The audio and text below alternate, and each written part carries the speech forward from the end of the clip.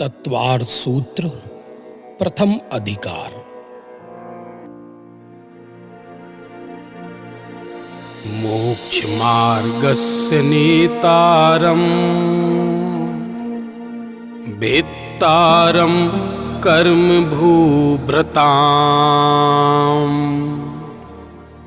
ज्ञातारं विश्वतत्त्वानाम् वन्दे तद्गुण लब्धये। मोक्ष मार्ग के नेता अर्थात प्रवर्तक, हितोपदेशी, कर्म रूपी पर्वत के भेदने वाले अर्थात नष्ट करने वाले वीतरागी, समस्त विश्व एवं तत्वों को जानने वाले सर्वज्ञ अरहंत परमात्मा को उनके गुणों की प्राप्ति के लिए मैं नमस्कार करता हूँ। सम्यक दर्शन ज्ञान चारित्राणि मोक्ष मार्गः। सम्यक दर्शन, सम्यक ज्ञान, सम्यक चारित्र, यह तीनों मिलकर मोक्ष मार्ग अर्थात मोक्ष प्राप्ति के उपाय हैं। तत्वार्थ श्रद्धानम सम्यक दर्शनम। तत्व को अर्थ सहित श्रद्धान करना सम्यक दर्शन है। तन्निसर्गादधिगमाद्वा। सम्यक दर्शन स्वभाव से अथवा दूसरे के उपदेश आदि से उत्पन्न होता है। जीवा जीवाश्रव बंध संवर निर्जरा मोक्षास्तत्वम्। जीव, अजीव, आश्रव, बंध, संवर, निर्जरा, मोक्ष, ये 7 तत्व हैं। नामस्थापना द्रव्य भाव तस्तन्यासः। नाम, स्थापना, द्रव्य और भाव से उन 7 तत्वों का तथा सम्यक दर्शन आदि का लोक व्यवहार होता है। नाम आदि 4 पदार्थ ही 4 निक्षेप हैं। प्रमाण नैरधिगमः। जीवादि तत्वों को जानने से सम्यक दर्शन आदि रत्नत्रय धर्म का ज्ञान प्रमाण और नयों के द्वारा होता है। निर्देश स्वामित्व साधनाधिकरण स्थिति विधानतः। निर्देश, स्वामित्व, साधन, अधिकरण, स्थिति और विधान से भी जीव आदि तत्व तथा सम्यक दर्शन आदि का ज्ञान होता है। सत संख्या क्षेत्र स्पर्शन कालांतर भावाल्प बहुत्वेश्च।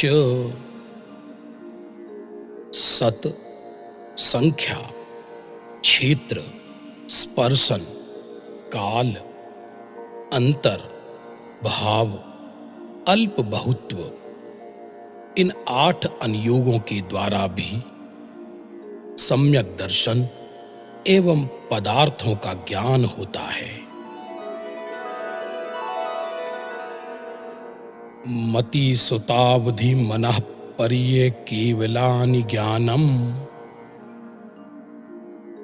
मति ज्ञान, श्रुत ज्ञान, अवधि ज्ञान, मनः पर्य ज्ञान, केवल ज्ञान, ये 5 ज्ञान हैं। तत्प्रमाणे। ऊपर कहे हुए सम्यक ज्ञान रूप 5 प्रकार के ज्ञान ही प्रमाण है। उसके 2 भेद हैं, प्रत्यक्ष परोक्ष।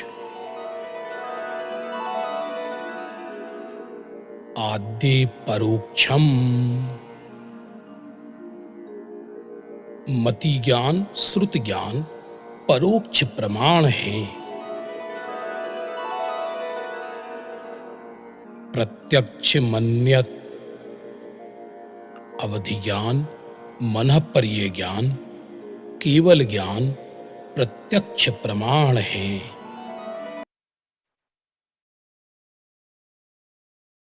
आप सभी को जय जिनेन्द्र। हम सब लोग अभी तत्पाठ सूत्र का पाठ कर रहे थे और ये डेली हम सब लोग करेंगे, जिससे हम सब लोगों को शुद्ध पढ़ना भी आए और ये सूत्र याद भी हम सब लोगों को हो। अभी तो हम सब लोग अपने हाथ जोड़ लेते हैं, मंगलाचरण करते हैं और तत्पाठ सूत्र की पाठशाला को स्टार्ट करते हैं। सब अपने हाथ जोड़े। नमो अरिहन्ताणम् नमो सिद्धाणं नमो आयर्याणं नमो उपाध्यायाय नमो लोके सर्वसाहुणम् त्रिकाल्यं द्रव्यषट्कं नवपदसहितं जीवषट्कायलेशा पंचान्यचास्तिकाय व्रतसमिति गति ज्ञान चारित्र भेदा इत्येतन मोक्ष मूलम त्रिभुवन महिते प्रोक्त मर्हति से प्रत्येति श्रद्धाति स्पर्शति च मतिमान य सवे शुद्ध दृष्टि मोक्ष मार्गस्य नेतारं कर्म भूभृतां ज्ञातारं विश्वतत्त्वानां वन्दे तद्गुण लब्धये।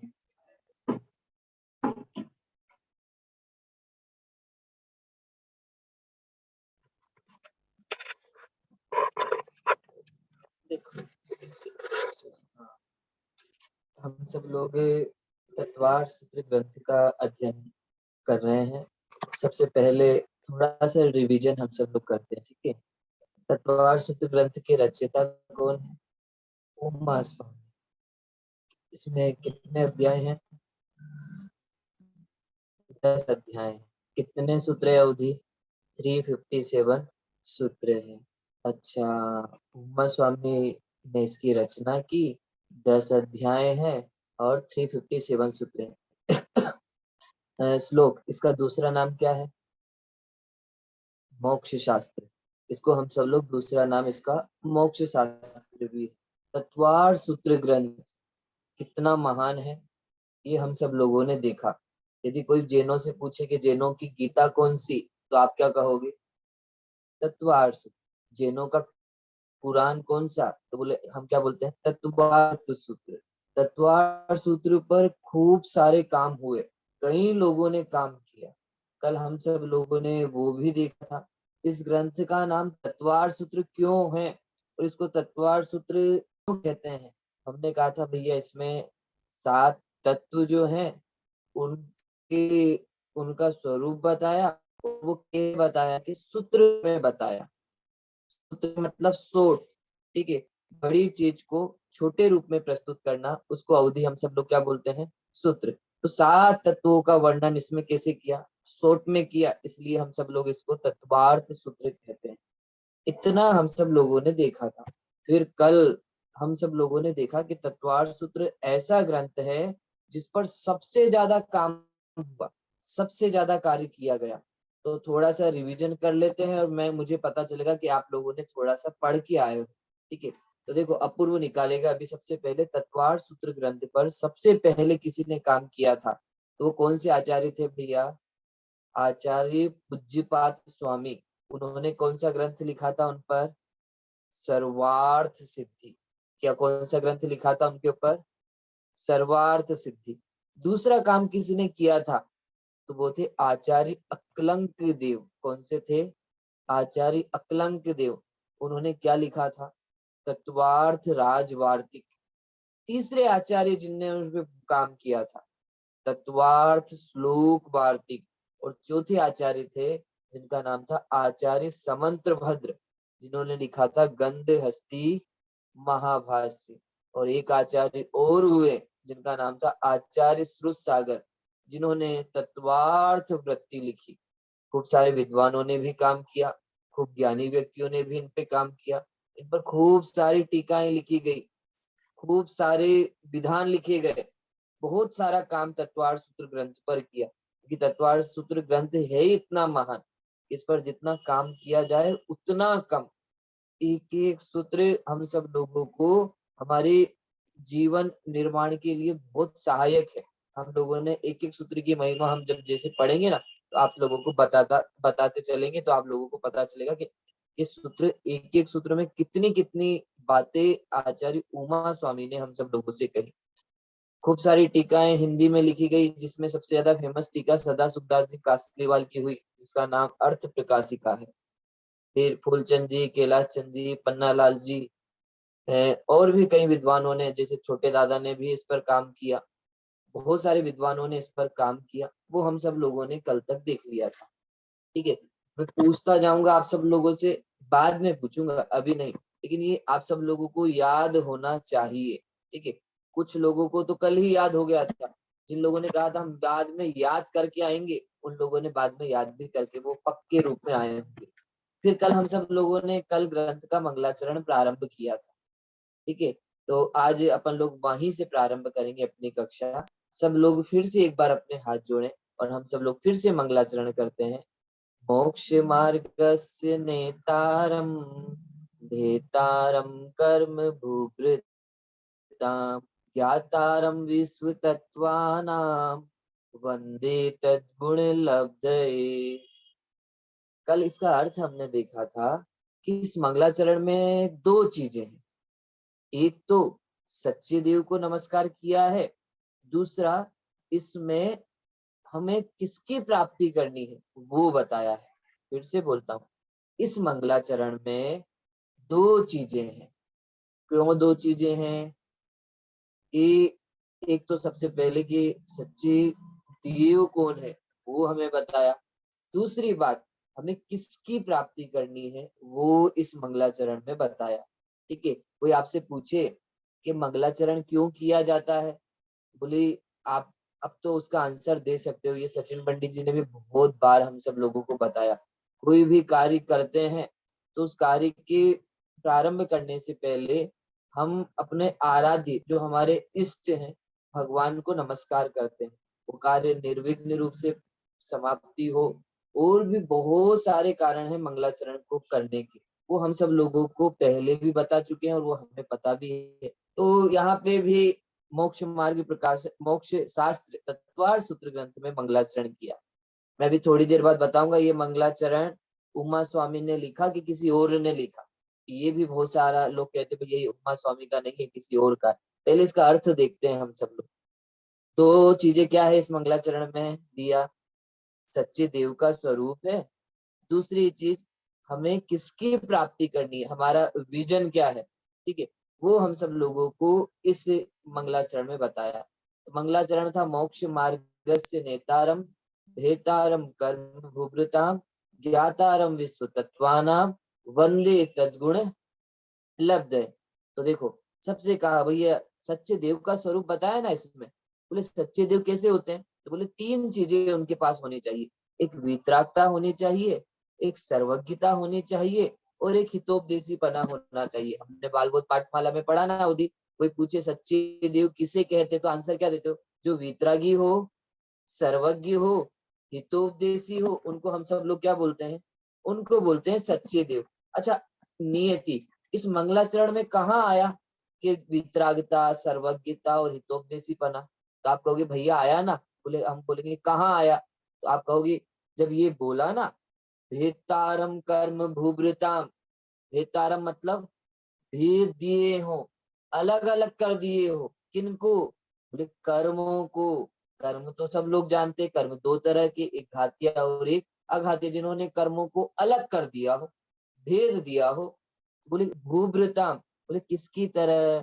बोले कर्म रूपी भू, भू मतलब होता है पृथ्वी, जमीन, ठीक है। भृताम, जिसने पृथ्वी को धारण किया हो, जिसने पृथ्वी को धारण किया उसको हम सब लोग क्या बोलते हैं? पर्वत। जिसने कर्म रूपी पर्वतों को भेद दिया हो, बोले कर्मों को जिन्होंने नाश कर दिया हो, वो कौन होते हैं? वे वीतरागी होते हैं।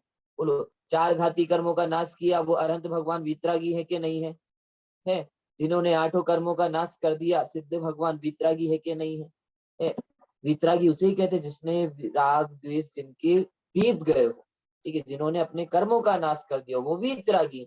तो पहला अर्थ भेतारम कर्म भूभृताम, या ये बता रहा है कि वीतरागी। अच्छा, फिर कहा ज्ञातारम विश्व तत्वानाम। अच्छा, ज्ञातारम विश्व तत्व, जो संपूर्ण विश्व को जाने, सबको जाने। ज्ञातारम मतलब जानते हो, किसको? विश्व के तत्वों को, संपूर्ण तत्वों को जो जानने वाले हो, वो कौन होते हैं? वे सर्वज्ञ होते हैं। क्योंकि सबको जो जाने उसको तो हम सब लोग क्या बोलते हैं? उसको हम सब लोग बोलते हैं सर्वज्ञ। तो दो चीजें हो गई, वितरागता हो गई, सर्वज्ञता हो गई। अच्छा, फिर इसमें हितोपदेशीपना कहाँ आया? देश अच्छे देव में तो तीन लक्षण कहा, तो कहा भैया, कहा ना मोक्ष मार्गस्य नेतारम, जो मोक्ष मार्ग के क्या हो? नेता हो। फिर से बोलता हूँ, जो मोक्ष मार्ग के क्या हो? नेता हो। बोले जो नेता हो, नेता मतलब लीडर, ठीक है, जो सबको साथ में लेके चले। नेता मतलब सीधा सीधा बोलने वाला, जो बोलने में एक्सपर्ट होता है, हम कहते हैं भैया नेता हो क्या। तो ऐसे ही जो मोक्ष मार्ग को चलाए, तो जो भैया जो तीर्थ का प्रवर्तन करे, जो तीर्थ का प्रवर्तन करे वो कौन होते हैं? बोले हितोपदेशी होते हैं। जो मोक्ष मार्ग के नेता हैं, मतलब उनमें क्या है? हितोपदेशीपना है। तो बोलो तीन लक्षण आए कि नहीं आए मंगलाचरण? मोक्ष मार्ग से नेता मतलब हितोपदेशीपना। फिर से बोलता हूँ, मोक्ष मार्ग के नेता कौन होते हैं? हितोपदेशीपना, ठीक है। अच्छा, ज्ञातारम विश्व तत्वानम में क्या आया?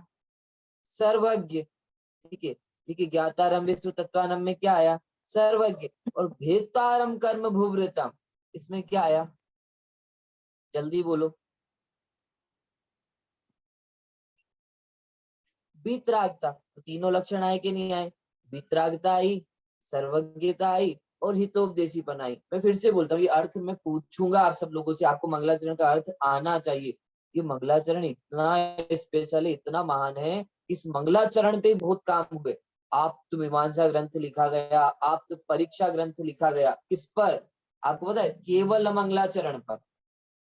इतना काम इस मंगलाचरण पे हुआ। तो मंगलाचरण का अर्थ हम सब लोगों को पहले समझ में आना चाहिए, ठीक है। मैं फिर से बोलता हूँ, मोक्ष मार्गस्य नेतारम मतलब जो मोक्ष मार्ग की क्या हो? नेता हो, ठीक है। भेतारम कर्म भूभृता, जिन्होंने क्या कर दिए हो? भेतारम अलग कर दियो, किनको? कर्म को। किसकी तरह थे कर्म? भूभृताम पर्वत की तरह, ठीक है। कर्मों कैसे थे? उस पर्वत की तरह थे, तो उन्होंने उनको क्या किया? उनको अलग कर दिया। और फिर क्या था? ज्ञातारम विश्व तत्वानाम, और वो भैया संपूर्ण विश्व के तत्वों के ज्ञाता है। और फिर कहा वंदे तद्गुण लब्धे, इसलिए इसीलिए देव, इसीलिए सच्चे देव मैं क्या करता हूँ? तद्गुण लब्धे, मैं आपको नमस्कार करता हूँ। क्यों नमस्कार करता हूँ? कि आपके गुणों के जैसी प्राप्ति मुझे भी हो। आपके जैसे गुण है ना, वैसे गुणों की प्राप्ति करने के लिए मैं आपको नमस्कार करता हूँ। बोलो कितना सुंदर मंगलाचरण। इस मंगलाचरण में कुछ विशेषता है, वो आप सब लोगों को जरूर याद होनी चाहिए। इसमें इस मंगलाचरण में सबसे बड़ी विशेषता तो यह है कि इसमें किसी व्यक्ति विशेष को नमस्कार नहीं किया गया। आप देखो, इसमें पूरी वीतरागता को, सर्वज्ञता को और हितोपदेशी पने को नमस्कार किया। और दूसरी प्रेरणा ये दी कि जिनने ये सच्चे देव ने जिन इन तीनों गुणों को जिन्होंने प्राप्त कर लिया है, मैं तो उनको इसलिए नमस्कार करता हूँ कि उनके गुणों की प्राप्ति जैसी गुणों की जैसे प्राप्त आपने किए, वैसे गुण की मुझे भी प्राप्त हो, इसलिए मैं आपको नमस्कार करता हूँ। इतनी सी बात किसमें कही, इसमें कही। ठीक है।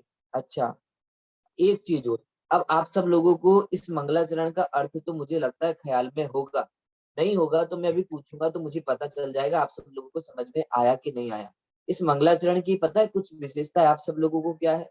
सबसे पहले इस मंगलाचरण की एक विशेषता लिखना आप सब लोग नोटबुक में।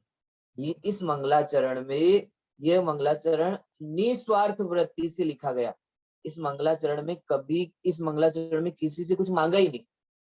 देखो आप, कहीं कुछ मांगा क्या इस मंगलाचरण में? एक भी चीज भगवान से नहीं मांगी।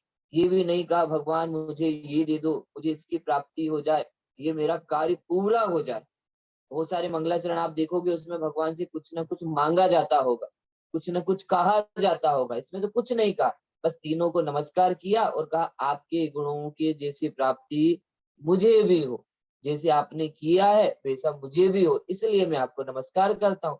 दूसरी विशेषता इस ग्रंथ में, जो पता है क्या है, इस ग्रंथ में किसी व्यक्ति विशेष को नमस्कार नहीं किया।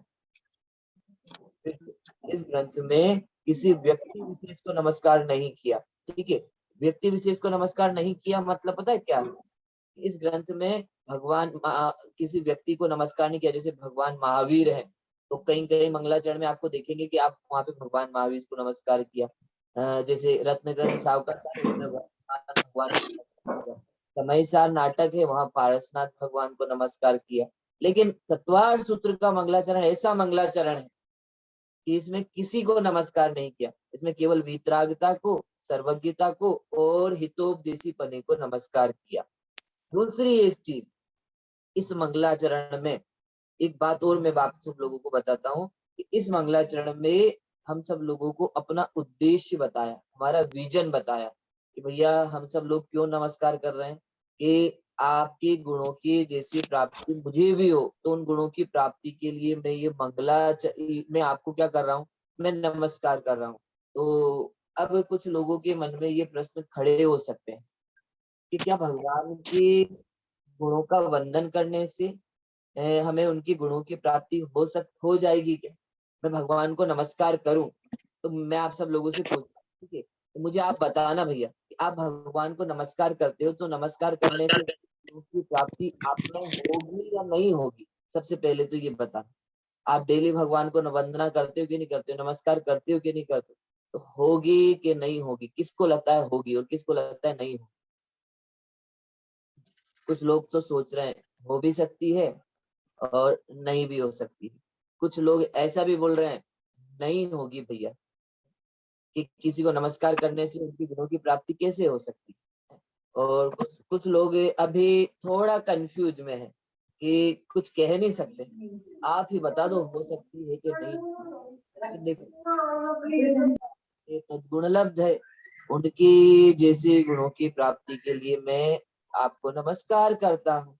तो उमा स्वामी ने तो गलत नहीं कहा होगा, एक चीज पक्की बात है। अब तो हम सब लोग लघुजन सिद्धांत प्रवेशी का भी पढ़ लिए ना। हम सब लोगों को कभी भी कोई बात कहें, कहीं कुछ बात पढ़ने को मिले तो तुरंत हम सब लोगों को अनेकांत दृष्टि लगानी। ठीक है। बोली उनके गुणों को वंदन करने से उनके गुणों की प्राप्ति हो भी सकती है, नहीं भी हो सकती। बोलो, जैसे हम सब लोग है ना, आप सब लोगों से कोई पूछे कभी कभी प्रसिद्धि कि भगवान पारसनाथ हमारे कष्टों को दूर कर देते हैं। तो बोलो, मैं आप सब लोगों से पूछता हूँ, क्या भगवान पारसनाथ नियति हमारे कष्टों को दूर कर देते होंगे क्या? भगवान पारसनाथ हमारे कष्ट दूर करते हैं क्या? अब सब लोग बोल रहे हैं नहीं नहीं नहीं। ठीक है। लेकिन पता है हम सब लोग अनेकांत दृष्टि वाले लोग हैं। हम सब लोगों को अपेक्षा समझनी।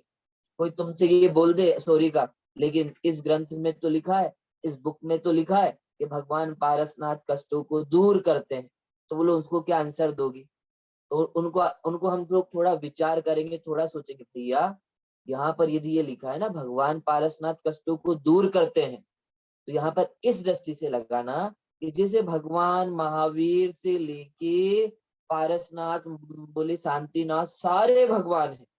तो उन्होंने जैसे अपने कष्टों को दूर किया है, तो जब उन्होंने अपने कष्टों को दूर किया है और उन्होंने अपने कष्टों को दूर करके हम भी अपने कष्टों को दूर करें, ये प्रेरणा दी है। कौन से कष्ट है? मोह, राग, द्वेष, इन कष्टों को दूर उन्होंने किया और उन्होंने हमें भी प्रेरणा दी है। तो यदि ये बात कहीं लिखी हो, भगवान पार्श्वनाथ कष्टों को दूर करते हैं, तो या इस अपेक्षा से ये बात सही है, क्योंकि उन्होंने अपने कष्टों को क्या किया है? दूर किया है। और हमें दूर करने की क्या दी है उन्होंने? प्रेरणा दी है। तो बोलो, यदि हम सब लोग अपेक्षा समझ जाएं तो कभी किसी से झगड़ा ही नहीं होगा, ठीक है। लेकिन हम उलझ जाए, भैया ये तो ऐसी बात, ये तो इतनी गलत बात करता है, भगवान पार्श्वनाथ के कष्टों को दूर करते हैं क्या? कुछ लोग तो इसी पे झगड़ जाते हैं, भैया इससे तो बात ही मत करो, ये तो मिथ्या दृष्टि है। अरे मिथ्या दृष्टि नहीं है भैया, वो पहले हमें उसको बात समझानी पड़ेगी कि यदि वो बात यहाँ पे आई तो ऐसे आई। अब आपसे कोई कहे प्रसिद्धि क्या, कि भैया उनके गुणों को नमस्कार करने, उनको नमस्कार करने से उनके गुणों की जैसी प्राप्ति मुझे हो जाएगी, तो मुझे बताओ आप सब लोग क्या कहोगे? आप कहोगे भैया नहीं हो सकती, ऐसा कभी नहीं होता। लेकिन हो सकती है। कैसे हो सकती है?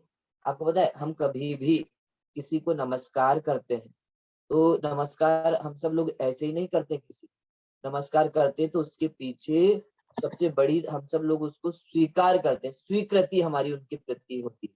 आप सब लोग मुझे बताओ, आप सब लोग किसी को, हम सब लोग सुबह सुबह भगवान के मंदिर में जाते हैं, तो भगवान के मंदिर में जाते हैं तो भगवान के सामने हाथ जोड़ते कि नहीं जोड़ते? ठीक है। आंखें बंद करते कि नहीं करते? और उनको नमस्कार करते कि नहीं करते? करते हैं। अब मैं बोलता हूँ, जब उनके सामने आप हाथ जोड़ते हो, आंखें बंद करते हो, नमस्कार करते हो, तो एक इंटेंशन तो आपके मन में ये आया ना कि हे भगवान, आप कैसे हो? आप बड़े हो, मैं कैसा हूँ? मैं छोटा हूँ। ये स्वीकृति आपके अंदर आई कि नहीं आई? आपको ये पता चला कि नहीं पता चला? निहिता, हे हाथ जैसे जोड़े, हे भगवान, आप भगवान हो और मैं पामर हूँ, मैं अज्ञानी हूँ। ये फीलिंग्स हमारी आई कि नहीं आई? ठीक है। हम सब लोग किसी को नमस्कार करते हैं तो सबसे पहले तो हमें यही पता चल जाता है, ठीक है। भगवान को जैसे हम कहते हैं ना, किसी को हमें भगवान के सामने जाके पता चल जाता है, हे भगवान आप तो सोना हो, मैं कैसा हूँ? लोहा हूँ। हे भगवान आप तो समुद्र की तरह ज्ञानवान हो, मैं तो बिल्कुल पानी की एक बूंद की तरह हूँ। ये फीलिंग्स हम लोगों को भगवान को नमस्कार करते समय आई कि नहीं आई? आई, ठीक है। तो एक चीज, हम कभी किसी को नमस्कार करते हैं, हाथ जोड़ते हैं, ठीक है, और वो तो इसका मतलब हम उनको स्वीकार कर रहे हैं, उनको अपना मान रहे हैं। उसके बिना हम सब लोगों के भी किसी को, दूसरे को नमस्कार करेंगे नहीं। तो एक चीज तो, गुणों को वंदन करने से गुणों की प्राप्ति होती है। ये बात तो आपको पता है क्या है? होती है। कैसे सिद्ध कर सकते हो कि गुणों को वंदन करने से गुणों की प्राप्ति हो सकती है? अरे हम सब लोग, आपको पता है, आप लोगों ने एक लाइन सुनी होगी, गुणी जनों को दीख हृदय में मेरे प्रेम उमड़ आए। ये लाइन सब लोगों ने सुनी कि हम सब लोग भी लौकिक में भी कोई गुणी जन दिखे जो बहुत गुणवान हो, हम सब लोग उनके चरण स्पर्श करते कि नहीं करते? चरण उनको ढोक देते कि नहीं धोते? उनको नमस्कार करते कि नहीं करते? करते। क्यों करते होंगे? क्योंकि आप गुणवान हो और आपके गुणों की प्राप्ति, आपके जैसा ही मैं बनूं, इसलिए हम सब लोग उनको क्या करते हैं? उनको नमस्कार करते हैं। अब मुझे पता था किसी ने मुझे ये प्रश्न भी भेजा, तो हम तो सबको परिवार में सबको नमस्कार करते हैं, लेकिन सबको नमस्कार करते हो तो वो एक लौकिक चीज है। आप किस उद्देश्य से नमस्कार कर रहे हो वो बात अलग है। एक चीज आप देखना, हम सब लोगों को, हम जो बच्चे अपने माता पिता को नमस्कार करते हैं ना, नमस्कार करते हैं मतलब उनको चरण स्पर्श करते हैं सुबह सुबह, तो वो देखना, वो कभी भी वो जब नमस्कार करते हैं नियति, तो पता है वो क्या करते हैं? वो हमेशा अपने मम्मी पापा को बड़ा ही मानेंगे, ऊंचा ही मानेंगे। कभी उनके आगे अपशब्दों का प्रयोग नहीं करेंगे, कभी उनको गलत नहीं बोलेंगे, कभी ये नहीं कहेंगे आपको तो कुछ समझ में ही नहीं आता, मुझे ज्यादा समझ में आता है। तो इसीलिए क्यों? क्योंकि ये हम सब लोगों के अंदर एक फीलिंग्स होती है कि भैया हम यदि उनको नमस्कार कर रहे हैं, उनको मान रहे हैं, तो इसका मतलब वो कैसे हैं? वो बड़े हैं। ये पक्की बात, ये तो हम सब लोगों को आती है ना। हम सुबह सुबह भगवान को नमस्कार करने जाते हैं तो हमें मन में एक बात पक्की होती है, विशुद्धि। भगवान हमसे क्या है, बड़े हैं, उनके पास हमसे ज्यादा क्या है, गुण है, तो उनके गुणों की प्राप्ति के लिए मैं उनको नमस्कार करता हूँ। एक बात अलग, वो बात अलग है, लौकिक उद्देश्य के लिए हम सब लोग किसी को नमस्कार करें, माने, तो आप कहोगे भैया फिर जो व्यक्ति में गुण है ही नहीं, हम तो उनको भी नमस्कार करते हैं, हमारे रिश्तेदारों को भी चरण स्पर्श करते हुए दिखाई देते हैं, उनको भी ढोक देते हुए दिखाई देते हैं, और उनमें तो कोई गुण ही नहीं है, तो फिर यदि उनको नमस्कार करेंगे तो उनके गुण हम में आ जाएंगे क्या? बोले ऐसा गुण मतलब ऐसे नहीं है भैया, वो 100 का नोट नहीं है, जो आप उनको चरण छुओगे तो 100 के नोट आपके, उनके 100 रुपए उनके जेब में रखेंगे तो वो आपके पास आ जाएंगे। आपका उद्देश्य क्या है, वो सबसे बड़ी चीज है। ठीक है, तो एक चीज, वापस हम सब लोग मंगलाचरण पे आते हैं। ठीक है, क्या था मंगलाचरण में? दो चीजें थी, सच्चे देव को नमस्कार किया, दूसरी चीज उनके गुणों की प्राप्ति मुझे भी हो। ठीक है, तो उनने जैसे गुणों की प्राप्ति के लिए वंदे तद्गुण लब्ध है, तो उनके गुणों की जैसी प्राप्ति मुझे भी हो, इसलिए भगवान मैं आपको क्या करता हूँ, मैं आपको इसीलिए नमस्कार करता हूँ, और कोई दूसरा मुझे रीजन नहीं है। तो हम लोगों ने ये अभी कहा, यदि हम किसी को नमस्कार करते हैं तो इसका मतलब ये पक्की बात है कि भैया हम उनको इसलिए नमस्कार करते हैं क्योंकि वो उनके गुणों जैसे प्राप्ति मुझे भी हो। एकमात्र उद्देश्य हमारा यही होता है, इसके अलावा और कोई उद्देश्य हमारा नहीं होता। तो ये मंगलाचरण का अर्थ सबको समझ में आया कि नहीं आया, पहले तो मुझे ये बताना, फिर उसके बाद हम सब लोग थोड़ी सी आगे की बात करेंगे। आया सबको? ठीक है, एक बार और बताता हूँ अवधि। ठीक है, मोक्ष मार्गस्य नेतारम भेतारम कर्म भूभृताम ज्ञातारम विश्व तत्वानाम वंदे तद्गुण लब्धये, कि मोक्ष मार्ग के जो कौन हो, नेता हो, मोक्ष मार्गस्य, ठीक है, गस्य नेतारम, जो मोक्ष मार्ग के नेता हो, भेतारम कर्म भूभृताम, जिन्होंने भेद दिए हो, अलग कर दिए हो, क्या, कर्म रूपी पर्वतों को, भूभृताम, भू मतलब पृथ्वी, भृताम मतलब जिसने पृथ्वी को धारण किया हो, ऐसे पर्वतों को जिन्होंने अलग कर दिए हो, ज्ञातारम विश्व तत्वानाम, और कैसे हो, ज्ञाता हो किनके, संपूर्ण तत्वों के, और वंदे तद्गुण लब्ध, वंदे मतलब मैं वंदना करता हूँ, क्यों, किस लिए करता हूँ, तद्गुण लब्ध, आपके गुणों की प्राप्ति के लिए मैं आपको नमस्कार करता हूँ। बोलो, सच्चे, इस मंगलाचरण की दो विशेषता, सच्चे देव को नमस्कार करना, और मेरा क्या विजन है, मेरा क्या उद्देश्य है, इस मंगलाचरण में मुझे वो बता दिया। वितरागता को नमस्कार, सर्वज्ञता को नमस्कार, हितोपदेशी पने को नमस्कार। इस मंगलाचरण में कोई भी दोष देखने को नहीं मिलता। इस मंगलाचरण में निस्वार्थ वृत्ति दिखती है। आचार्य ने इस मंगलाचरण में कभी किसी से कुछ नहीं मांगा। इस मंगलाचरण में किसी व्यक्ति विशेष को नमस्कार नहीं किया। और चौथी विशेषता इस मंगलाचरण की है कि इस मंगलाचरण में मुझे अपना उद्देश्य, अपना विजन बता दिया। ठीक है, तो अब मैं किसी से ये मंगलाचरण पढ़वाऊं और उसका अर्थ करवाऊं तो कौन कर सकता है भैया, हाथ खड़े करना। कहाँ गई नियति, करेगी? चलो, नियति दिखाई नहीं दे रही। अच्छा, सब लोग कर सकते, सबके हाथ कहाँ, नियति नियति करेगी भैया सबसे पहले। मोक्षमार्गस्य नेतारं भेतारं कर्म भूगतां ज्ञातारं विश्वतत्त्वानां वन्दे तद्गुणलब्धये। इसमें कहा गया है कि जो मोक्ष मार्ग के नेता होते हैं, अर्थात जो हितोपदेशी होते हैं, जिन्होंने कर्मों के पर्वतों को भेद दिया है, अर्थात जो वीतरागी हैं, और जो पूरे विश्व के तत्वों को जानते हैं, अर्थात जो सर्वज्ञ हैं, उनको मैं नमस्कार करता हूँ। उनको मैं नमस्कार करता हूँ और वंदना, उनकी वंदना करता चलो फिर से, ठीक है, बहुत सुंदर नियति ने बताया। ठीक है, एक चीज और ध्यान रखना, अभी हम सब लोगों ने कहा ना, हम एक चीज, हमारे इसमें हमारा उद्देश्य बताया, वंदे तद्गुण लब्ध है, आपके ने जैसे गुणों को प्राप्त किया है वैसे गुणों की प्राप्ति मैं भी करूं, इसलिए मैं आपकी वंदना करता हूँ। तो आप सब लोगों ने कई बार वो भजन सुना होगा ना, अ, कौन सा, नाथ तुम्हारी पूजा में सब स्वाहा करने आया, तुम जैसी, तुम जैसा मैं बन जाऊं, ये ऐसा करने में आया। अच्छा, किसी को याद है वो भक्ति? इसमें बहुत सारी चीजें कही, उसमें बहुत सारी बातें अलग अलग भी और भी कही। उसमें पता है कुछ लाइनें ऐसी आई कि मैं कैसा बताऊं, तुम हो पूज्य मैं पुजारी, यह त्यागने में आया। ऐसी एक लाइन और है, बस अभेद की प्राप्ति करने में तुम्हारे पास आया। ऐसी बहुत सारी उसमें लाइनें हैं। वहां भी यही कहा, हे भगवान मैं तो बस आपके लिए इस तरह से आया। ठीक है, इस मंगलाचरण की और कुछ विशेषता आप सब लोगों को बताऊं? ये मंगलाचरण कितना महान है। अपूर्व ने अभी थोड़ी देर पहले निकाली थी आप सब लोगों के सामने, देखना। अपूर्व थोड़ा सा आगे करना भैया इसको, कि नहीं उस तरफ है, कि इस मंगलाचरण पे कितना काम। हाँ देखो अभी इस मंगलाचरण पे पता है कितना काम हुआ। एक आचार्य हुए आचार्य समंत्र भद्र, केवल इस मंगलाचरण पे पता है उन्होंने क्या किया, 115 श्लोक लिखे।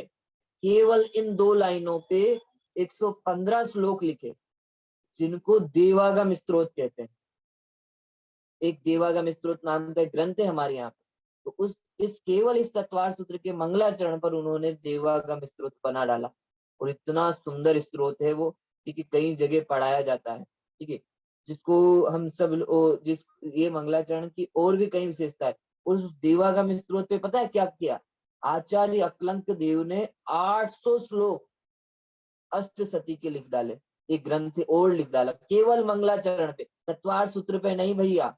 ये जो मोक्ष मार्ग से नेतारम हम सब लोग जो बोलते हैं ना, उस पे। और आपको पता है, और उसी अष्टश्रुति ग्रंथ पर 8000 श्लोक किसने लिख डाले आपको पता है? आचार्य विद्यानंद जी ने, जिनका ग्रंथ है अष्ट सहस्त्री। तो सोचो ये ग्रंथ कितना महान होगा कि एक मंगलाचरण पर 2 लाइन पर 115 श्लोक किसने लिख दिए? आचार्य समंत्र भद्र ने, जिसका नाम है देवागम स्तोत्र। दूसरी एक विशेषता देखना कि इस मंगलाचरण पर जो देवागम स्तोत्र आचार्य समंत्र भद्र ने लिखा ना, उस पर 800 श्लोक किसने लिखे पता है आपको? बोले अक्लंक देव ने, अष्ट सती। और तीसरी विशेषता और बता देता हूँ भैया, उस अष्ट सती ग्रंथ पर एक ग्रंथ और लिखा जिसका नाम था अष्ट सहस्त्री। अष्ट सती मतलब 800, अष्ट सहस्त्री मतलब 8000। 8000 श्लोक और लिख दिए। वो किसने लिखे? आचार्य विद्यानंद जी ने। अब सोचो 2 लाइन पर 8000 श्लोक लिख दे तो कितना महान मंगलाचरण होगा निहिता। तुम 2 लाइन बोलो और उस 2 लाइन पर इतना बड़ा काम हो जाए तो कितना बड़ा काम हुआ होगा भैया इस मंगलाचरण का, आप सब लोग सोच सकते हो। मैं फिर से बोलता हूँ, ये याद होना चाहिए। ये मंगलाचरण की ये विशेषता है, कुछ विशेषताएं तो मैंने आपको अभी बताई। इस मंगलाचरण में 2 विशेषता है। क्या विशेषता है? इस मंगलाचरण की पहली विशेषता तो ये थी कि इसमें सच्चे देव को नमस्कार किया। दूसरी विशेषता ये थी कि इसमें हमें किसकी प्राप्ति करना है वो बताया। तीसरी विशेषता ये थी कि इस मंगलाचरण में किसी भी प्रकार का कोई दोष देखने को नहीं मिलता। चौथी विशेषता ये थी इस मंगलाचरण में कुछ मांगा नहीं गया। पांचवी विशेषता ये थी इस मंगलाचरण में किसी व्यक्तिवाद को नमस्कार नहीं किया। और छठवीं विशेषता ये थी कि इस मंगलाचरण में आप सब लोगों को देखने को मिलेगा कि भैया इस मंगलाचरण में हमें अपना उद्देश्य बताया, हमें अपना विजन बताया। और इसके बाद भी कुछ स्पेशल विशेषता देखें इस मंगलाचरण की, तो इस मंगलाचरण की इतनी बड़ी विशेषता है, आचार्य समंत्र भद्र ने इस मंगलाचरण पर 115 श्लोक लिखे सबसे पहले तो। ठीक है, उस ग्रंथ का नाम क्या था? देवागम स्तोत्र। क्या नाम था अनुष्का जी? देवागम स्तोत्र। ठीक है, और उसके बाद उसी देवागम स्तोत्र पर जो एक ग्रंथ और लिखा गया, बोले उस पे 800 श्लोक लिखे। वो किसने लिखे? अक्लंक देव ने लिखे। और उस देवागम स्तोत्र के आधार से जो अक्लंक देव ने अष्ट सती ग्रंथ लिखा था, उसमें 800 श्लोक थे। उस पे 800 श्लोक पे 8000 श्लोक और लिखे। उन आचार्य का नाम था आचार्य विद्यानंद जी। ठीक है, ये तो हो गई किसकी बात? मंगलाचरण की। अब मैंने आज पाठशाला स्टार्ट हुई थी तो मैंने आप सब लोगों से एक चीज और कही थी। इस मंगलाचरण के बारे में 2 चीजें देखने को मिलती है।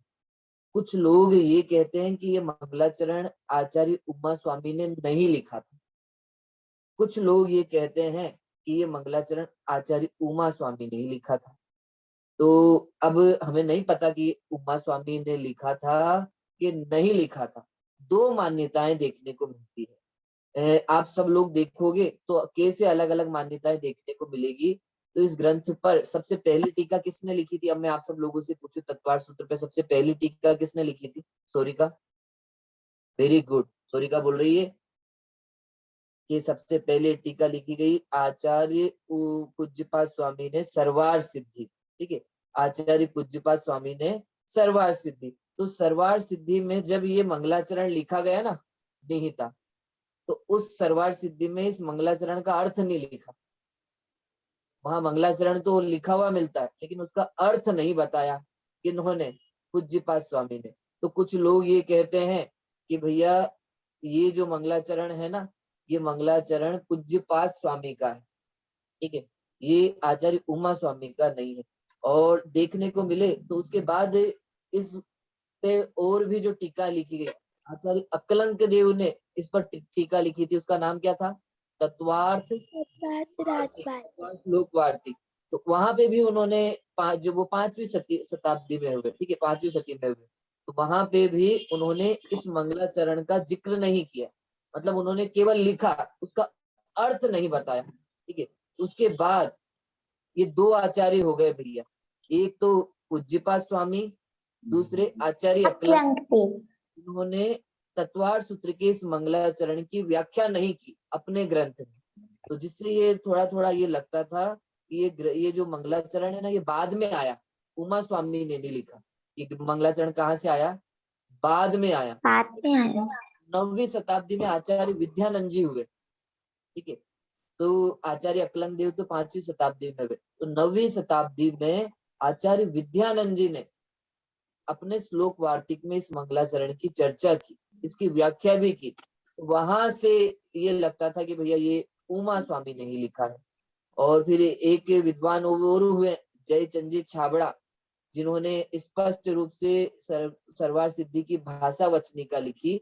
उन्होंने वहां पर लिखा कि स्पष्ट रूप से कि ये जो मंगलाचरण है ये आचार्य उमा स्वामी का। तो बहुत सारे लोग इस बात पे कंफ्यूज हैं, ये उमा स्वामी ने लिखा कि पूज्यपाद स्वामी ने लिखा, पूज्यपाद स्वामी ने लिखा कि उमा स्वामी ने लिखा। क्या मंगलाचरण ये वाला? मोक्ष मार्ग से नेतारम भेतारम कर्म भुभृताम ज्ञातारम विश्व तत्वानम वंदे। मतलब अब किसी ने भी लिखा हो, लेकिन मंगलाचरण तो था ना।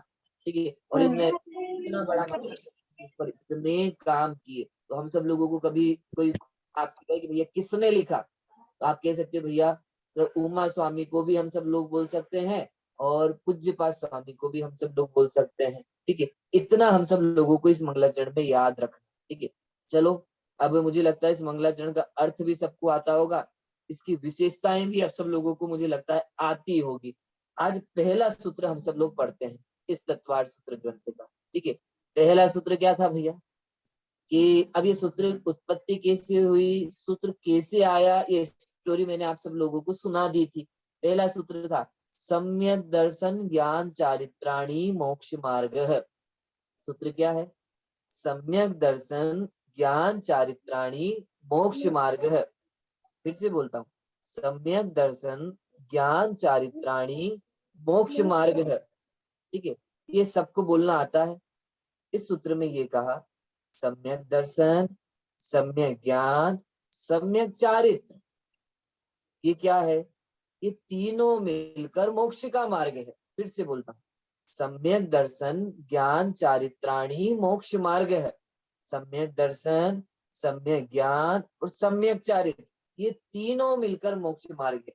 अब आप मुझे कहोगे भैया उमा स्वामी आचार्य ने गड़बड़ नहीं की, सबसे पहले उन्होंने हमें मोक्ष का मार्ग बताया। जबकि कोई जीव आए तो आने से पहले उसको सबसे पहले तो हम लोगों ने तो आज तक तो ये पढ़ा था कि पहले किसी डॉक्टर के पास जाओ तो वो पहले बीमारी देखता है फिर इलाज बताता है। आप मुझे बताओ, किसी डॉक्टर के पास जाएं तो वो पहले इलाज बताता है कि बीमारी देखता है?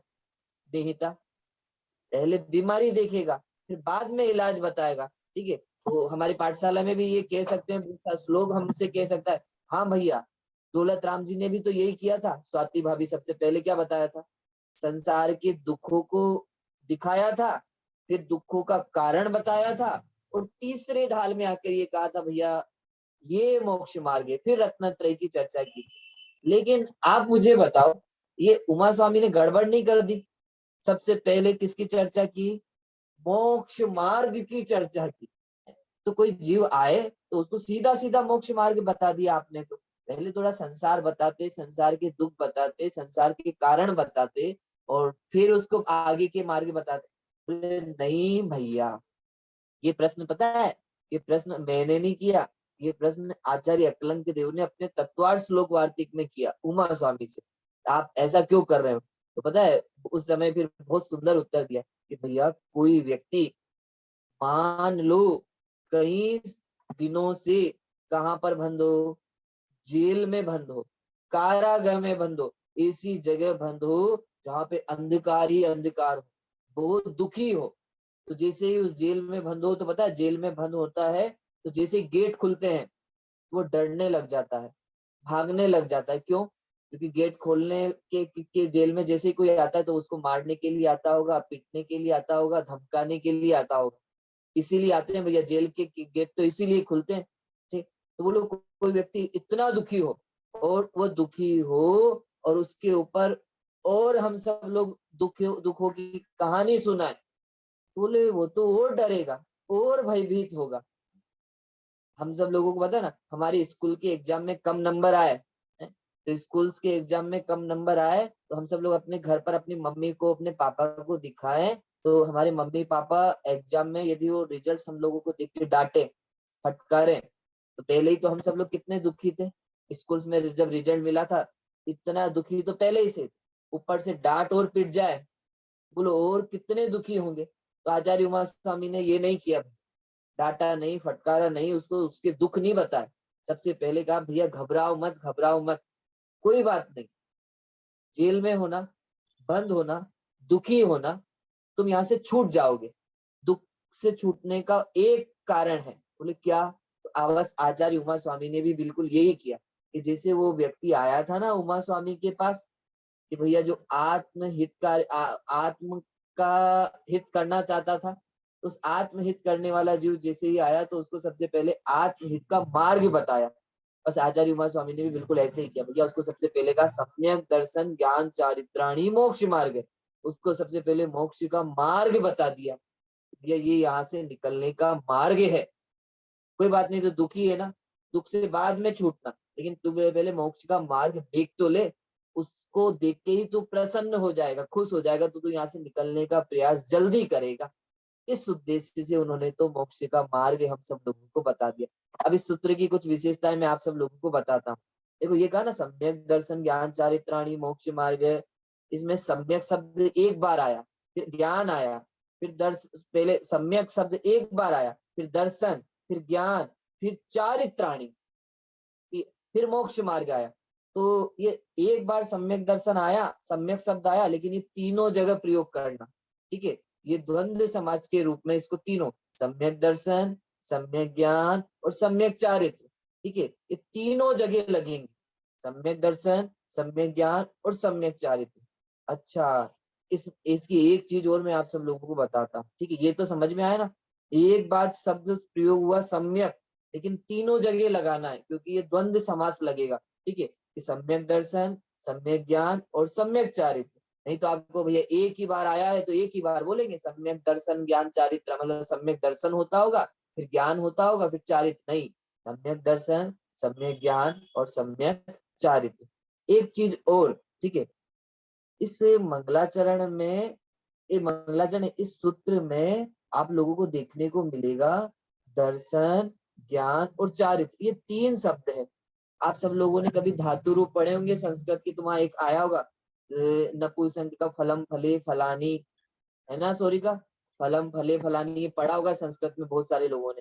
तो इसे यहाँ पे कोई बोले दर्शन दर्शी दर्शानी, ज्ञान ज्ञाने ज्ञानानी, तो बोले ये जो शब्द है ना ये तो है बहुवचन, तीन हो गए ना, दर्शन हो गया, ज्ञान हो गया और चारित्र हो गए, तो ये तो हो गए बहुवचन, और मोक्ष मार्ग ये हो गया एक वचन। ऐसा क्यों हुआ कि, ठीक है, हाँ ये सम्यक शब्द आदि दीपक भी है, अपूर्व बोल रहा है, ठीक है, वो कारण तो है ही सही, ठीक है, लेकिन ये सूत्र चल रहा है, तो सूत्र में अभी हम सब लोग यदि व्याकरण के हिसाब से देखें तो वो समास के कारण भी सम्यक शब्द का प्रयोग अलग 3 बार किया जाएगा, दर्शन ज्ञान चारित्राणी, फिर से वापस आता है, ठीक है। तो सम्यक दर्शन, दर्शन ज्ञान चारित्राणी, ये तो बहुवचन हो गया, चारित्राणी, ठीक है, तो ये तो बहुवचन हो गया, और आगे शब्द आ गया मोक्ष मार्ग है, ये एक वचन हो गया। ऐसा क्यों हुआ, पहले बहुवचन फिर एक वचन, ऐसी गड़बड़ क्यों हुई? तो कहा भैया 3 है, लेकिन वो 3 अलग अलग नहीं है, तीनों एक है। क्यों? कहा ना, सम्यक दर्शन, सम्यक ज्ञान और सम्यक चारित्र्य की एकता, एक रूपता, इन तीनों को एक मिलने पर क्या होता है? मोक्ष मार्ग होता है। फिर से बोलता हूं, सम्यक दर्शन, सम्यक ज्ञान और सम्यक चारित्र्य, इन तीनों को मिलने पर क्या होता है? मोक्ष मार्ग होता है। तीनों अलग अलग नहीं है, ऐसा नहीं सम्यक दर्शन अलग होता होगा, सम्यक ज्ञान अलग होता होगा और सम्यक चारित्र अलग होता होगा, ऐसा बिल्कुल नहीं है। आया समझ में? है? आज थोड़ा थोड़ा जल्दी जल्दी चल रहे हैं, लेकिन समझना, मैं कल जरूर आप सब लोगों से सारी चीजें पूछूंगा, ठीक है। एक चीज तो ये हो गई, एक चीज और मैं आपको बताता हूँ, कोई मुझे पूछे नहीं था सम्यक शब्द का प्रयोग क्यों किया सबके आगे, ठीक है, दर्शन के पहले सम्यक शब्द का प्रयोग क्यों, ज्ञान के पहले सम्यक शब्द का प्रयोग क्यों, चारित्र के पहले सम्यक शब्द का प्रयोग क्यों? तो सॉरी, का सम्यक मतलब क्या होता है? सब लोग एक वर्ड्स में बोलोगे भैया, सम्यक मतलब सच्चा, सम्यक मतलब सही, यही बोलोगे ना। लेकिन यहाँ पे एक चीज समझना, ठीक है, और दर्शन मतलब क्या होता है? सम्यक दर्शन, दर्शन मतलब होता है श्रद्धा, दर्शन मतलब होता है श्रद्धा। अब यहाँ पे वो वाला दर्शन मतलब लेना भैया, दर्शन मतलब देखना, दर्शन, और जिनेंद्र भगवान के दर्शन करते ना, देव दर्शन, मतलब जिनेंद्र भगवान को देखना, वो वाला देव दर्शन नहीं भैया। सम्यक दर्शन मतलब श्रद्धा, ठीक है, तो सम्यक श्रद्धा, ज्ञान से पहले सम्यक लिया तो सम्यक ज्ञान, और चारित्र पेड़ से पहले सम्यक लिया तो सम्यक चारित्र, ठीक है। तो दर्शन श्रद्धा कैसी होनी चाहिए? सम्यक होनी चाहिए। ज्ञान कैसा होना चाहिए? सम्यक होना चाहिए। चारित्र कैसा होना चाहिए? बोले सम्यक होना चाहिए। ये सम्यक शब्द प्रशंसा के लिए प्रयोग किया जाए, इस तीनों तीनों शब्द में सम्यक सम्यक लगा ना, तीनों के अलग अलग अर्थ निकलते, तीनों अपना अलग अलग काम करते। अच्छा, सम्यक दर्शन मतलब पता है क्या होता है? सम्यक दर्शन मतलब देखो, एक चीज और, कुछ एक एक पॉइंट्स और मुझे ख्याल में आ रहा है, वो और पहले बता देता हूँ। कुछ लोग ऐसा भी बोल सकते हैं, भैया ये सम्यक दर्शन ज्ञान चारित्राणी मोक्ष मार्ग का, इसमें भी हमें एक गड़बड़ दिखाई देती है। आप बोलोगे क्यों? कि व्याकरण के हिसाब से तो जो छोटा वर्ड हो वो पहले आना चाहिए, बड़ा बड़ा वर्ड बाद में आना चाहिए, तो ज्ञान छोटा है, दर्शन बड़ा है, तो ऐसा लिखना चाहिए था उमा स्वामी को, सम्यक ज्ञान दर्शन चारित्राणी मोक्ष मार्ग। ये गड़बड़ क्यों की? और दूसरी, कोई ये भी बोल सकता है कि प्रसिद्धि क्या, कि भैया कोई भी चीज हो पहले जानी जाती है, फिर मानी जाती है, फिर उस पर उसका फिर वो कार्य किया जाता है। तो सबसे पहले तो ज्ञान ही होता है, मानना तो, श्रद्धा तो बाद में होती है, ठीक है, लीनता उसके भी बाद में होती है। आप भी सोचो ना, कभी आप कोई चीज पहले क्या करोगे? पहले उसका ज्ञान करोगे, ठीक है, पहले उसको जानोगे, फिर उसको क्या करोगे? फिर उसको मानोगे। तो श्रद्धा मतलब मानना और ज्ञान मतलब जानना, तो पहले तो ज्ञान होगा, फिर क्या होगा? फिर उसका जानना होगा, फिर उसकी लीनता होगी। तो पहले तो कोई ये कहे भैया पहले तो ज्ञान आना चाहिए था, जानना आना चाहिए था, फिर लीनता आनी चाहिए थी, ऐसा कुछ होना चाहिए था ना। यहाँ तो थोड़ा थोड़ा गड़बड़ हम सब लोगों को दिखाई देता है, ये ऐसा नहीं है। सबसे पहली चीज ये ध्यान रखना कि सबसे पहले श्रद्धा आएगी, कि श्रद्धा बहुत इंपॉर्टेंट चीज है, ठीक है। श्रद्धा पूर्वक ही ज्ञान होता है, और श्रद्धा ज्ञान आपको ज्ञान कितना भी हो, ठीक है, लेकिन ज्ञान खूब हो, लेकिन यदि श्रद्धा सम्यक नहीं, श्रद्धा नहीं हो, तो निहिता पता है वो ज्ञान किसी काम का नहीं। आप मेरे बारे में, आप पता है, आप जैसे आप खूब सारे शास्त्रों को पढ़ लो, खूब सारा ज्ञान प्राप्त कर लो, तीर्थंकरों को जान लो, आत्मा का ज्ञान, आत्मा कैसी होती है ये सब जान लो, लेकिन बोलो इतनी सारी चीजें जान लोगी, लेकिन उसके बाद जब तक मानोगी नहीं तब तक कुछ काम की होगी क्या? हाँ या ना, मुझे जल्दी बताओ। जान लेंगी, पहले मान लेंगे, मुझे बताओ, हम इतनी सारी चीजों को जान लेंगे अनुष्का जी, शास्त्रों में ये बात आई, वो स्वाति भाभी, हम सब लोग पढ़ लेंगे, लेकिन उनको मानेंगे नहीं, बोलो तब तक कुछ काम का होगा क्या? नहीं होगा। आप मेरे बारे में, चलो मेरे बारे में आप किसी से सुनो कि भैया नितेश भैया तो बहुत बेकार हैं, अच्छे नहीं हैं, बुरे हैं, ये है वो है, सुनो ये सब, ठीक है, लेकिन बोलो सुन लोगे, लेकिन तब तक कुछ नहीं बिगड़ेगा, लेकिन आप जब उसको मान लोगे तो सब बिगड़ जाएगा। ठीक है, तो बस ऐसा कैसे ही समझना कि हम ज्ञान से इम्पोर्टेंट पता है किसका है? श्रद्धा का है। ठीक है, ज्ञान से ज्यादा इम्पोर्टेंट किसका है? थोड़ा कठिन हो रहा होगा भैया सब लोगों को, ठीक है, ज्ञान से ज्यादा इम्पोर्टेंट किसका है? श्रद्धा का है। ठीक है, कल और चर्चा हम सब लोग इस पे थोड़ी सी करेंगे, अभी 7:55 हो गए। एक चीज और मैं आप सब लोगों को बताता हूँ, पता है ज्ञान किसकी तरह का? बोले बोले श्रद्धा किसकी तरह की? बोले श्रद्धा बिल्कुल ऐसे कही कि भैया श्रद्धा तो बिल्कुल ऐसी होती है कि आप सब कुछ कर लो, उसके बाद श्रद्धा का काम है मानना कि नहीं मानना। मानना, उसके पास दो ही ऑप्शन होंगे सॉरी का, मानना कि नहीं मानना, और तीसरा ऑप्शन ही नहीं होता श्रद्धा के पास। जैसे कोई कहते ना किसी लड़के को डॉक्टर बनना है, तो उसको आर्य पढ़ाई करनी पड़ती कि नहीं पड़ती? उसको एमबीबीएस करना पड़ेगा, उसको खूब सारी पढ़ाई करनी पड़ेगी, ठीक है।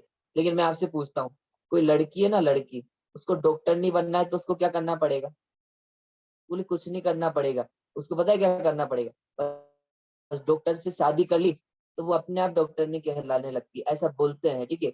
ऐसा भी कहा जाता है कि जैसे राष्ट्रपति होता है ना, राष्ट्रपति, तो ये श्रद्धा बिल्कुल राष्ट्रपति जैसी होती है सचिन पंडित जी, कि जैसे देश में कोई भी कुछ भी चीज लागू करनी हो तो उसके पीछे बहुत सारे विशेषज्ञ लोग उस पर विचार करेंगे, फिर देश के राजनेता लोग उस पर विचार करेंगे, और ये सब करने के बाद पता है सारी चीजें हो जाएगी नियति, उसके बाद पता है वो फाइल्स कहाँ भेजी जाएगी? राष्ट्रपति के पास भेजी जाएगी, और राष्ट्रपति पता है क्या करेंगे? राष्ट्रपति उसमें कुछ नहीं कर सकते, उसमें कमी भी नहीं निकाल सकते, उसको बदल भी नहीं सकते, उसमें कुछ फेरफार नहीं कर सकते। बस एक ही काम है राष्ट्रपति का, पता है क्या? सिग्नेचर करना। इसके अलावा वो और कुछ करेंगे ही नहीं। वो पता है उनको नहीं करने होंगे तो वो फाइल वापस भिजवा देंगे, यदि उनको करने होंगे तो सिग्नेचर कर देंगे। बस श्रद्धा भी बस एक ही काम करेगी, मानना। सम्यक दर्शन मतलब क्या होगा भैया? मानना। सम्यक ज्ञान मतलब जानना, ठीक है। तो सबसे इंपॉर्टेंट रोल पता है किसका है? सबसे इंपॉर्टेंट रोल मानने का है, ठीक है। जानना तो हो ही गई सही, ये ठीक है, ये काम तो हम सब लोगों को जानना। और भी बहुत सारी चीजें हैं इस सूत्र के बारे में, हम सब लोग उसकी और चर्चा करेंगे। ये सम्यक दर्शन, ज्ञान चारित्राणी, मोक्ष मार्ग में कुछ बहुत सारी चीजें आज तो मैंने आपको जल्दी जल्दी पढ़ाया, कल मैं ये सारी चीजें जो आज पढ़ाई है वो आप सब लोगों से पूछूंगा, तो आप सब लोग याद करके आना भैया, देख के आना। किसी लोगों को कुछ समझ में नहीं आए तो पूछना, ठीक है। और घबराना मत कि आप तो इतना अंदर डीपली पढ़ा रहे हो, हमें समझ में आएगा कि नहीं आएगा? आएगा, अपन लोग थोड़ा थोड़ा रिवीजन डेली करेंगे तो आप सब लोगों को समझ में आएगा। बस मुझे लास्ट में इस मंगलाचरण आज जो हम लोगों ने किया, इसकी कोई 6 विशेषता बता दो भैया, 6 विशेषता जो मैंने आज इतनी सारी आप सब लोगों को बताई, कौन बता सकता है जल्दी? मैंने तो 8 विशेषताएं बताई, मुझे कौन बता सकता है? हाँ प्रसिद्धि बोलो। जी भैया जी, इस मंगलाचरण की 6 विशेषताएं बताई हैं। पहली विशेषता तो ये बताई है कि इस मंगलाचरण को निस्वार्थ भाव से करा गया है, इसमें कोई स्वार्थ नहीं बताया। दूसरी है कि ये कोई व्यक्ति विशेष को नमस्कार नहीं कर रहा है, जैसे कुंदकुंदाचार्य, महावीर भगवान, पार्श्वनाथ भगवान, ऐसे कोई स्पेसिफिक पर्सन को नमस्कार वो नहीं कर रहा है। तीसरी बताइए कि इसमें उद्देश्य बताया है कि जैसे आपको गुण प्राप्त हुए हैं उसी प्रकार हम भी पुरुषार्थ करके हमको भी गुण प्राप्त है। उसके बाद चौथी स्पेशल वाली है कि इस बस 2 लाइन के मंगलाचरण में आचार्य समंत्र भट्ट ने 115 श्लोक लिखे हैं, और ये श्लोक आगे चलकर एक स्तोत्र का रूप ले लेता है जिसका नाम है देवागम स्तोत्र। और ये जो देवागम स्तोत्र है इसको इसके बारे में लिखा गया है अक्लांक देव ने 800 श्लोक में, जिस ग्रंथ का नाम है अष्टशती। और ये अष्टशती के बारे में विद्यानंदी आचार्य जी ने 8,000 श्लोक में लिखा है, जिसका नाम है अष्टसहस्त्र। वेरी गुड, बहुत सुंदर तरीके से बताया। आप लोगों को भी थोड़ा सा श्लोक कल मैं तुमसे पूछूंगा, ठीक है, ये देख के आना, ठीक है, इस मंगलाचरण की क्या क्या विशेषता है। और सूत्र आज हम सब लोगों ने स्टार्ट जरूर कर दिया, कल इसके बारे में फिर से हम सब लोग देखेंगे। अभी मैं सचिन पंडित जी को आवाज दूंगा, वही लास्ट में समापन करवाएंगे। और सचिन पंडित जी। जय जिनेन्द्र, बहुत सुंदर विषय चल रहा है तत्वार्थ सूत्र। शुरुआत में जब हम इसमें पढ़ते थे 10 अध्याय हैं, 7 तत्वों का वर्णन है और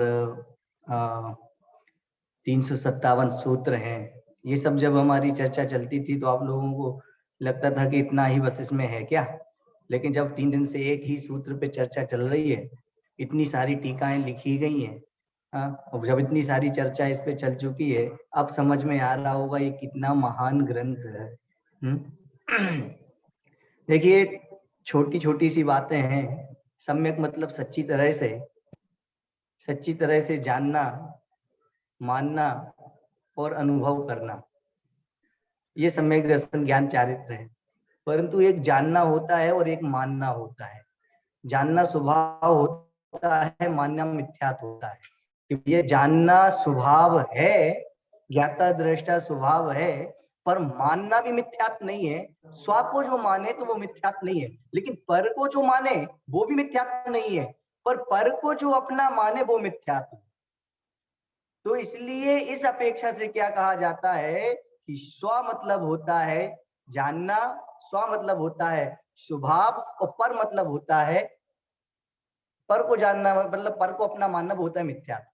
ख्याल में आएगी नहीं? एक जो कथन ये आता है कि जानना स्वभाव है और मानना मिथ्यात्व, तो वो किस अपेक्षा से है वो मैंने आपको बताया कि पर को मानना मिथ्यात्व नहीं, पर को मानना मिथ्यात्व नहीं, पर को अपना मानना वो मिथ्यात्व। ख्याल रखना है ना। तो इन जो छोटे छोटे से डिफरेंस हैं वो आपको ख्याल में आएंगे तो आप बहुत कुछ अच्छा होगा। एक उदाहरण देता हूं बस और क्लास समाप्त करूंगा क्योंकि समय हो गया है। कौन कौन स्कूटी चलाता है? तो ये स्कूटी की चर्चा क्यों कर रहे हो? लड़कियां ज्यादा है ना, स्कूटी तो चलाएंगी है? ब्रेक से इनकी गाड़ी रुके या नहीं रुके, पैर से रुकेगी है? रुकती है कि नहीं? तो स्कूटी चलाते हो। देखिए, एक व्यक्ति ने बहुत समय पहले मेरे से पूछा, नितेश जी सम्यक दर्शन क्या है? तो मैंने कहा जो चला रहा है उसको अपने ऊपर जो विश्वास है वो सम्यक दर्शन है, और जो पीछे बैठा है जिसको सामने वाले पे और उसके चलाने पे बिल्कुल विश्वास नहीं है वो मिथ्यात्व। ख्याल में आएगी नहीं? तो इससे क्या मतलब निकला कि हमें अपनी आत्मा पे वैसा ही विश्वास करना है जैसा गाड़ी चलाने वाले को होता है, वैसा नहीं जैसा पीछे बैठने वाले को होता है। अब बोलता तो है कोई टेंशन नहीं भाई, चला तू चला, बहुत डर लग, बहुत सच्ची में देख लो, हर एक से पूछ लो, जो भी पीछे बैठा हो उसको पता चल रहा होगा मैं क्या बोल रहा हूं। ख्याल में आया कि नहीं? तो इसलिए जो श्रद्धान है आत्मा के ऊपर कैसा करना है कि जैसा गाड़ी चलाने वाले को कॉन्फिडेंस होता है वैसा यदि आपको है बिल्कुल निश्चिंतता, तो ये आप समझ लीजिए आपको सम्यक दर्शन है। ख्याल में आया कि नहीं? है ना? ये उदाहरण है, उदाहरण की दृष्टि से लेना। सिद्धांत एक अद्भुत चीज है, अलग चीज है ना? बहुत सुंदर क्लास चल रही है। इसमें बहुत सारे उदाहरण अभी आपको आने वाले हैं, पर उन सबसे पहले 33 सूत्र, एक घोषणा, 2 घोषणाएं कर रहा हूं नितेश जी। 33 अध्याय जो सबसे पहले सुनाए और वीडियो भेजे उनको आपको अपने चैनल पे और ग्रुप में सब जगह डालना है, किन्हीं 5 लोगों की जिनकी सबसे पहले आएंगी। वैसे तो क्या है, हमारा एक बालक था 3.5 घंटे में उसने 357 सूत्र याद कर लिए थे। 3.5 घंटे में 357 सूत्र याद कर लिए थे। इतना खतरनाक वो रट लेता था, ऐसा मतलब उसका IQ पावर बहुत बढ़िया था, है ना? ख्याल में आया कि नहीं? तो आप लोग बहुत कुछ कर सकते हो यदि चाहो तो, कोई बड़ी चीज नहीं है। तो इसलिए आप लोग लेकिन थोड़ा थोड़ा 33 सूत्र हैं सिर्फ, वो भी आपको याद है पहले से। जो सबसे पहले वीडियो बना के भेजेगा कोई 5 लोग प्रसिद्धि, उनको अपन आगे बढ़ाएंगे, एक चीज। और दूसरा मेरे को अभी बहुत सारे लोगों का वो आ रहा है, मानवीय आराध्या जैन की जैसे आदि आदि वीडियो बन चुकी है, भक्ति भी रिकॉर्ड हो रही है, अभी सब लोग एक साथ बैठे हुए हैं तो बहुत बढ़िया कार्यक्रम भी वो रिकॉर्ड कर रहे हैं। आप लोग भी अभी सब जो लोग जब एक साथ हो तो अच्छे अच्छे कार्यक्रम अभी रिकॉर्ड कर सकते हो। नियति जैन अपने घर में आई हो, मौसी के यहाँ गई हो, नानी के यहाँ गई हो और भाई बंधु कोई आया हो तो सबको साथ में बिठाल कर जिनवाणी को सजा सकते हो। अभी हमारा स्वत महा महोत्सव आ रहा है, जिनवाणी को सजाना भी है, मजबूती भी देना है। ऐसा नहीं, मेरे से किसी ने पूछा, मैं नाम नहीं बता रहा हूँ, कि भैया मैं जिनवाणी सजाती तो नहीं हूँ। मैंने कहा क्या करती हो फिर? कि भैया उनको सुरक्षित और मजबूत करती हूँ। ये अच्छा है कि नहीं? मैंने कहा ये तो और अच्छा है। तो आप ये बात मानिए, यदि आप सजाने पे ज्यादा ध्यान देना नहीं चाहते, जो ज्यादा बड़े हो गए हैं लोग, डेकोरेशन में इतना विश्वास नहीं है, लेकिन आप मजबूती प्रदान कीजिए, साफ सफाई रखिए, ये बहुत बढ़िया होगा और ये ऐसा ही होना चाहिए, है ना। शिवानी जैन, आपको भी कम से कम 5 जिनवाणी सजानी है। आपकी मम्मी जी और आप दोनों, दो दो मोबाइल लेके सुनने से काम नहीं चलेगा, थोड़ा सा कुछ और करना भी पड़ेगा, ठीक है। तो आप लोग इसको कीजिए और सबकी वीडियो भी बढ़िया बरोबर आनी चाहिए। नियति, ठीक है, स्वाति भाभी की तो आ गई है, बहुत बढ़िया बनी है भैया, है ना। तो और बाकी लोगों की जल्दी से जल्दी आप भेजेंगे तो उतना जल्दी हमें भी उसको पूरा जो उसके ऊपर डॉक्यूमेंट्री फाइल बननी है वो बनाने में एक आसानी होगी और उसको कर सकते हैं। अनुष्का जैन डबरा, कितनी सजा रहे हो आप? इशारे करो, मैं देख रहा हूँ आपको। 1 2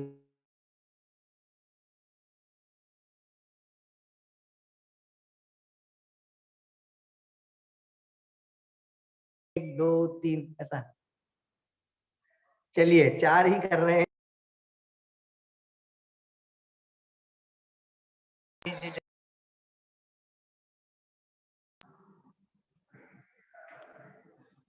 णमो अर्हन्ताणं णमो सिद्धाणं णमो आयर्याणं णमो वज्रायाणं णमो लोवे सविसाहुणम्।